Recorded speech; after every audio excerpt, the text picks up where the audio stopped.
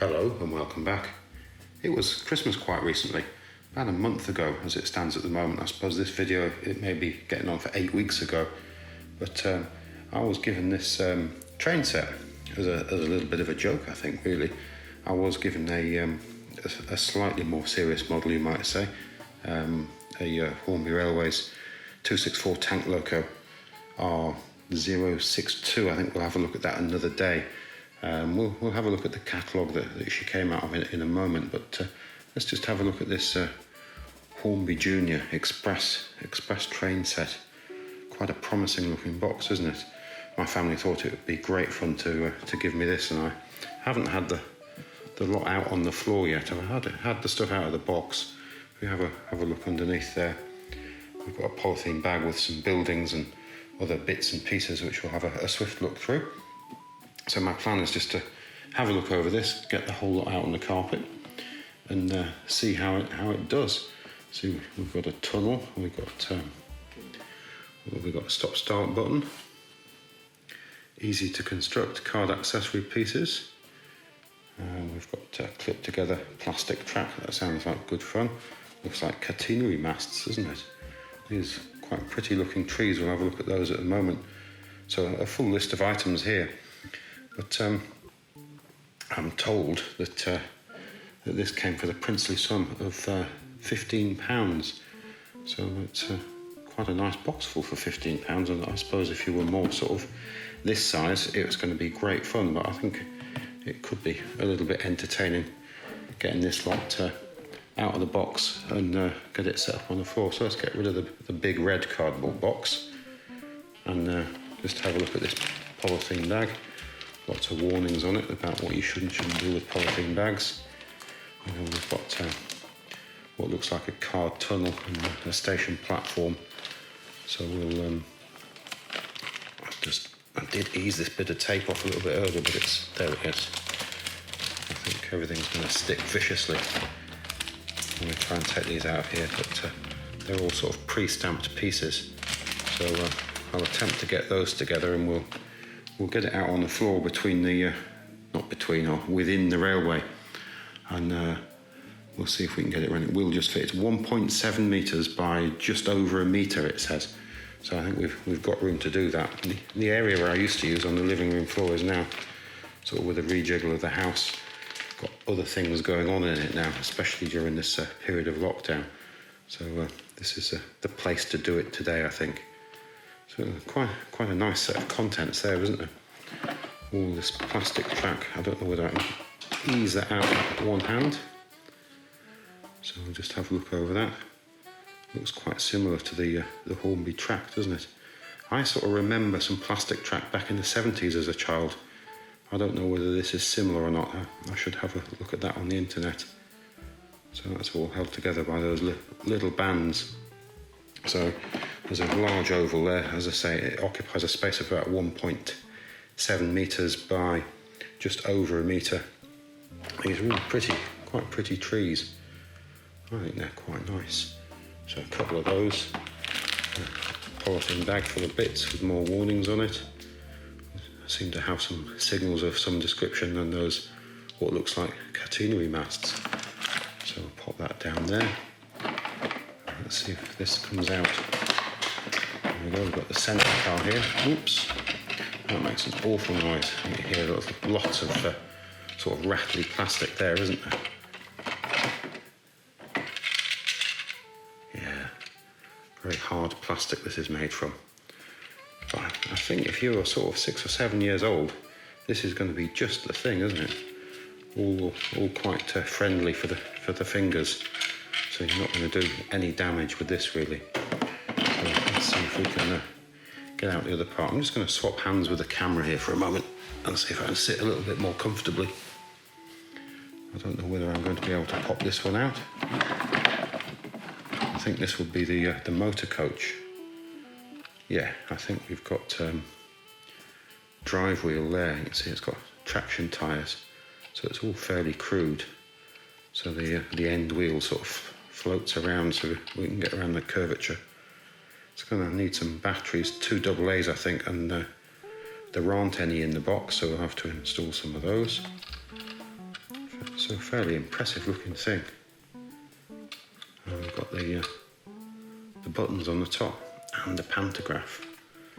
Doesn't look to be an operational one to me. So we'll just see if we can get the trailer car out here. Again, it's got dummy switches on the top. I think that's quite a nice touch.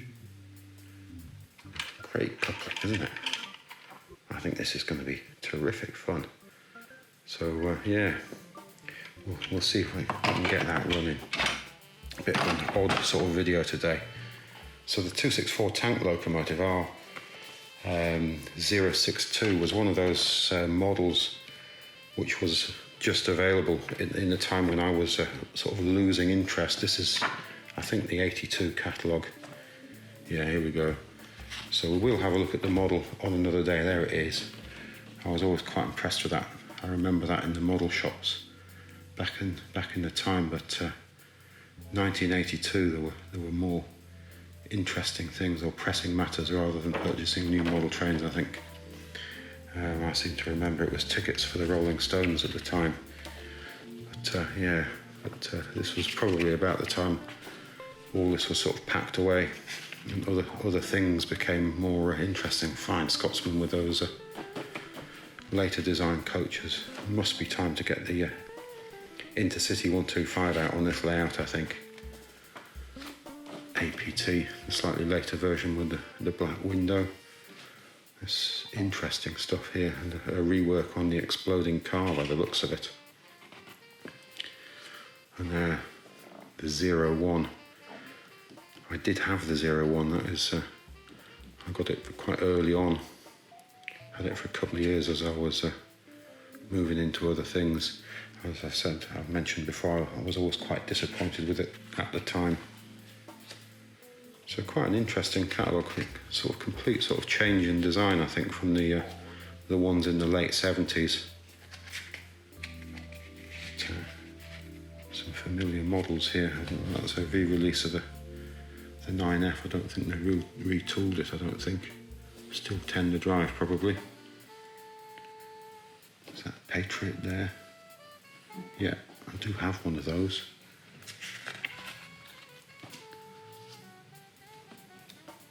A little chap cleaning the side of the locomotive there, perhaps. Ladders up the sides as well. All nice little scenarios, and there is that locomotive there. That's the 264 tank sitting in the shed. There was an LMS maroon or red version of it there. There it is, not a very nice picture. This catalogue seems to be sort of slightly out of focus as well. So that's quite an impressive picture. So we won't dwell too long on this. We will get this plastic train set down on the floor. So we'll just leaf through a few more of these pages. There's the LMS version. Yeah, that's quite a pretty one. Don't have one of those. Probably going to end up getting that as well, I would imagine. Hymek. I think that got a Ringfield motor by this point, and there's the is that the Phoenix. So yeah, quite like the look of that model. Impressive pictures there. Lovely with the APT running across the bottom of the page. What do we think? We should go through the whole catalogue.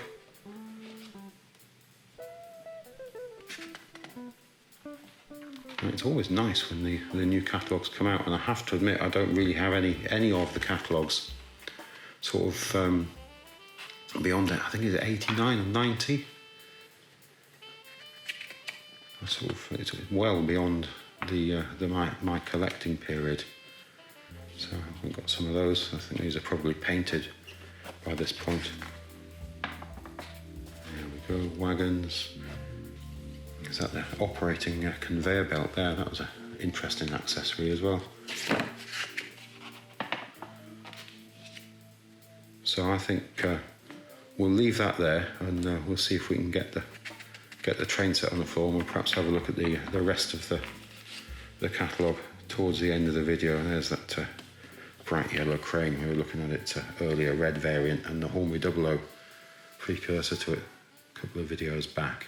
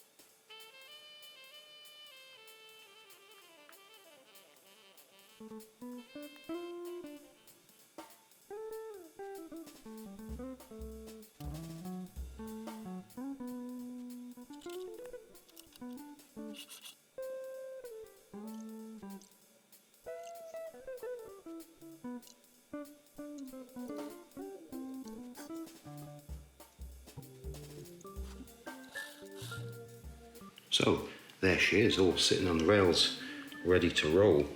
Now I have to admit I've had to oil the bearings on the plastic wheels. The friction was just quite heavy, not very free rolling at all. And I'm fairly certain that the flanges on the wheels are running on the sleeper chairs. It does sound like it's catching on something. I thought I had it derailed at first when I gave it a quick go, but it definitely seems to be running along something, and also that sort of obviously adds to the friction. So it's all fairly simple to put together. Cardboard buildings are great, really just slot together, very crude. Hours of fun could be had with simple pieces of cardboard like that, I think. And of course books and under chairs and things just stacked up over the books would give you all sorts of fun, under the corner of your bed and so on. So I think we should give this a little power and see how it goes. Now it does have a light on the front. We'll see if we can get that to pick up as we go, and see if we can keep up with it. So we'll give that a quick press. You have to be quite firm with it.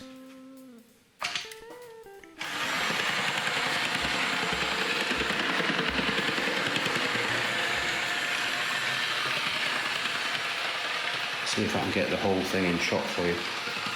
You just listen to that, especially on the curves. So I suppose it all adds to the effect, doesn't it? Let's see if we can get a head-on shot. Quite a lovely thing, really, isn't it? So I think we'll just wait here for it to come back around, and we'll get it emerging from the tunnel past that tree there. Here she comes.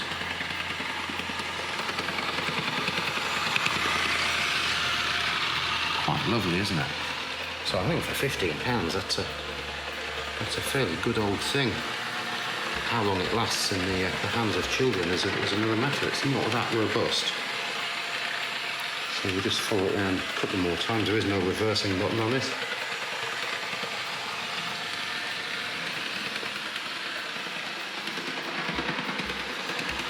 So she's staying, she's quite powerful. It's a couple of AA batteries in there. I wonder how many hours you would get with that. So I think we'll wait at the station and we'll see if we can catch her and bring it to a stop. It's all going to be fairly crude, I think.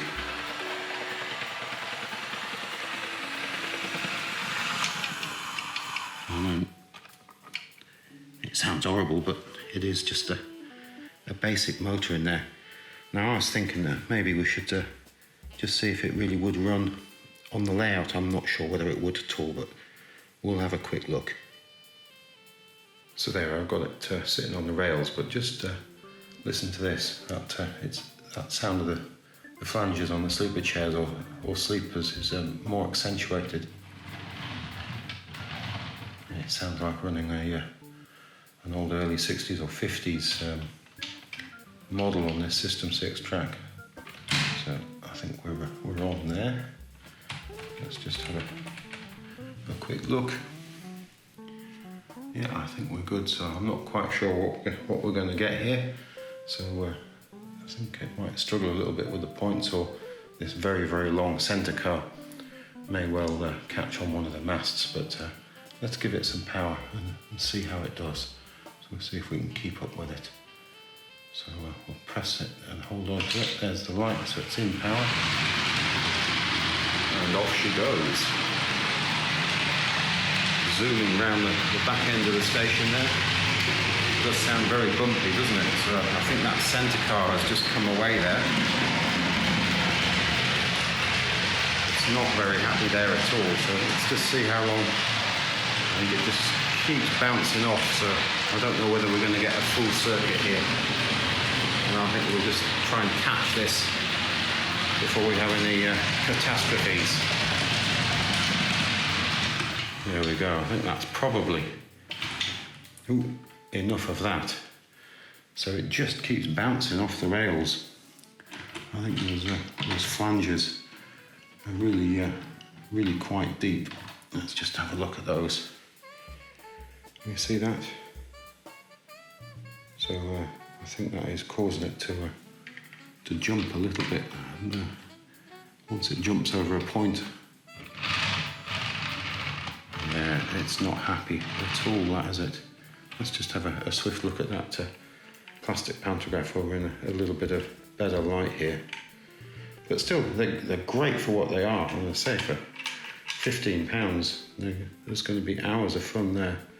What have we got on the bottom there? Hornby Hobbies and Made in Vietnam.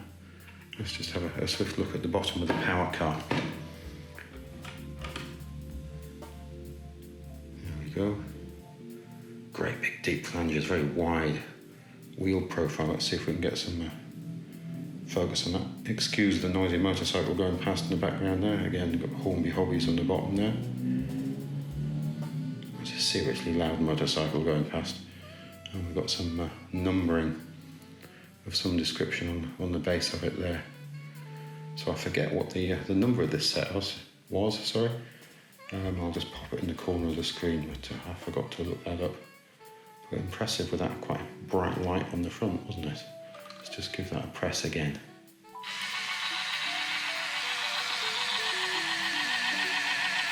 So it's just those two drive wheels and those couple of traction tyres there. So, great Christmas present.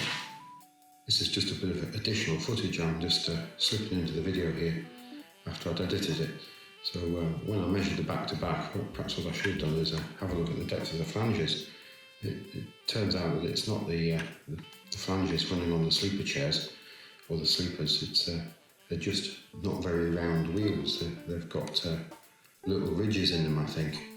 So we've got this Super 4 track here. Let's just pop it down there and just listen to this. So that's that effect. I thought it was naturally thought it was the flanges just running on the sleepers, but it doesn't turn out to be that way. So let's just have I don't know whether we can get that, whether we can see. I'll try and hold that there. It's probably not going to focus on there.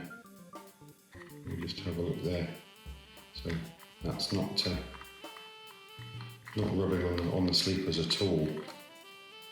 So we're marginally more scientific. We can sort of try and measure the depth of these flanges here. So it's all a bit imprecise this, but that's got a depth there about 1.85. And then what have we got on the track? Let's just lock that off. Let's have a look there. So if we look at that, I'm knocking the camera there, let's put that the other way around. I don't know whether we can see that. There's no way that's rubbing on the sleepers or the sleeper chairs. So what depth have we got there? Down to the sleepers. Again, not as precise as this could be. Let's measure that down there. And we've got a measurement of 2.52, all very approximate. This is a supermarket grade measuring device. But yeah, so I think that's the source of that sound. It sounded like it's rubbing on the sleeper chairs, and it's obviously accentuated on the steel track. It definitely does that on the Super 4. And I think perhaps going around the corners, this drive wheel with the rubber tyres is biting at the tracks, because obviously one of them is trying to climb up the rail perhaps on the corner. One's doing more work than the other, and it's just sort of grabbing at the track and causing that extra sound perhaps. So yeah, I just thought I'd throw that bit of video in. Let's just pop that down there, and we'll just have a look at the end of that catalogue.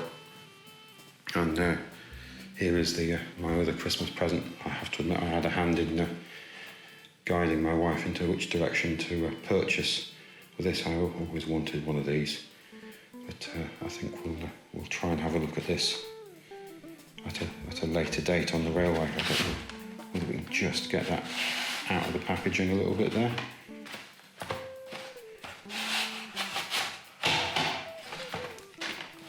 So, excuse me a second, I'm just using my other hand there.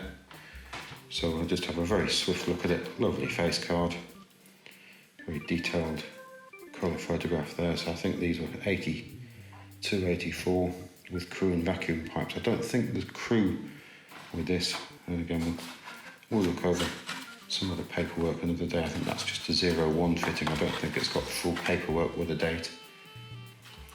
Nice polystyrene in there. Actually, it does have the crew. And vacuum pipes. And some alternative numbers there. But fairly pretty looking thing, so we'll definitely see her in action at some point. Perhaps not next video, but in a little while. Let's just have a quick look through the rest of this, and we'll call it a day. It's that later Hornby controllers, the very extensive or planned extensive range of 01. I wonder if they'd stuck with it. A bit more funding, if it would have been better. Let's see, got the 01 chip in the back of my new locomotive look, perhaps. But it is sort of suggesting here that you can really cut down on your wiring using 01, but I'm not entirely sure. The point module seems like lots of wires to me. Not entirely sure that was really the case, irrespective of what the diagrams say. So, APT work crew. They've got hard hats. Not many high-vis jackets on there, is there? This fellow looks like he's naked, dare I say it. Interesting stuff. Loads of bits and pieces. Various ways. They had some interesting diagrams and advice in the track plans and the catalogue throughout the 70s on ways to suspend your model railway from the ceilings and so on.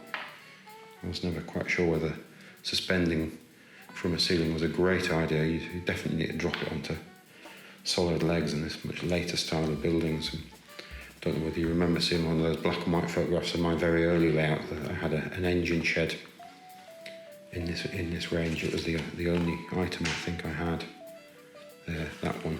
I think I had an engine shed like that. The rest of my buildings on my first layout was super quick. Lovely things, super quick building kits. I always used to enjoy building those. I did build some with my son when I got back into the railways. There's that operating conveyor belt system. That's quite a nice thing. I wonder how many of those they're sold. There's that turntable with multi-outlets and that unloading bridge. But this is almost the end of the catalogue. But thanks again for watching. It's hugely appreciated. Some great comments, really enjoy reading them. No deal stamp. But if you look back again next time, we'll have something else from the range to have a look at. Goodbye now.